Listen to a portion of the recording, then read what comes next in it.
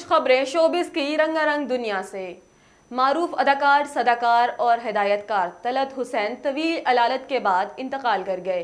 صدر Karachi arts council Ahmad Shah کا کہنا ہے کہ اداکار طلعت حسین صحت کی خرابی کے باعث کافی عرصے سے نجی ہسپتال میں زیر علاج تھے۔ ان کے انتقال کی تصدیق اہل خانہ نے بھی کر دی۔ معروف اداکار طلعت حسین کچھ عرصہ سے ذہنی بیماری ڈپریشن کا شکار تھے اور انہیں سینے میں بھی انفیکشن تھا۔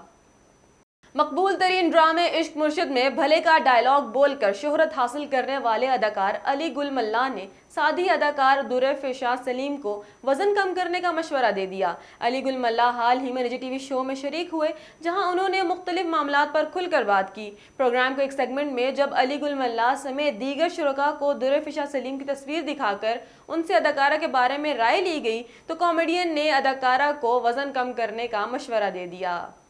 پاکستان فلم انڈسٹری کے معروف ولن اور ورسٹائل اداکار ادیب کو مداحوں سے بچھڑے 18 برس بیت گئے۔ مظفر ادیب خان فلم نگری میں ادیب کے نام سے جانے گئے اداکار 1934 کو ممبئی میں پیدا ہوئے۔ اردو میں ایم اے کرنے کے بعد بطور اسکرپٹ رائٹر تھیٹر جوائن کیا۔